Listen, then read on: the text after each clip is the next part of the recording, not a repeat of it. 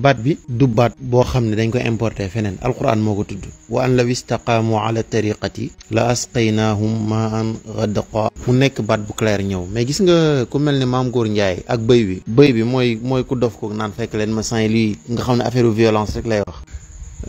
maanaam ci ngay xamee mbonuk wahabit xam nga Omar Sall boo koy xool da nga xam ne kii sérieuxwul maanaam moom da nga koy xool xam ne sérieuxwul nga xool Baldassar bële mu wóor la ne gëmul dara ci mbiru wahabit mais li ko intéressé mooy mi ngi dagal booy ay billets ñu di ko fekk Maroc muy nekk ak ñoom 7 jours libéré leen moom loolu moo ko ci neex bu dee rakk Omar Sall bi doon ñëw ci kii moom ab dof la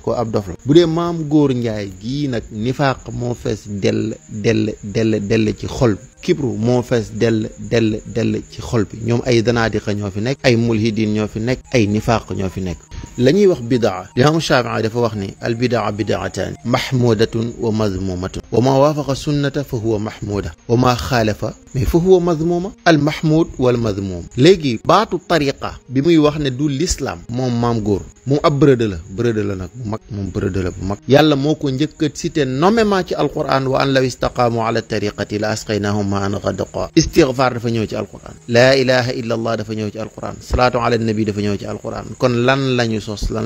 lañ ci yokk wala luñ ci wàññi wahabit bu sérieux amul wahabit bu baax amul moo tax ma daan wax sama wax bële ne leen man awma benn respect ci wahabit benn idée laa am ci ñoom mooy ku ma ci jekk woon dagate la comme ni ñu dagatee mburu ndekki sul la ci dëkk bu genn bon xat na ci man parce que maa ngi ci benn liggéey mais heure bu ma amee kii dinaa ci indi ay éclaircissement ci gàmm nu mu nekkee diine laa la wax bu leer naññi ni mu ñëwee ci alquran ak sunna ni mu nekkee farat dafa jéggi dayo màggal maanaam farata la gu jéggi dayo yàlla moo njëkk a gàmm wa kullan naqussu alayka min anba'i rusul ma nuthabbitu bihi fuadak Sëriñ Cheikh nee na bi yàlla ne inna allaha malaikatahu yusalluuna ala nabi rek nee na ci la gàmmu dugg yàlla di gàmm ilaa yawmina hada ma ngay gàmm yonent bi di gàmm ilaa yawmina hada ma ngay gàmm mag ñi di gàmm ilaa yawmina hada ña ngay gàmm fii mu nekk nag buñ ci xasee yegg moom seen xol day bax di metti waaye ñun suñu ajana la ñu nekk di ko dund par force mbaam bu mel ni wahabit buy laayeen yi def seen appel sa xol di bon murid di màggal sa xol di bon laayeen def guddik Cheikh bu sa xol di bon Tiwaawan def ziar général sa xol di bon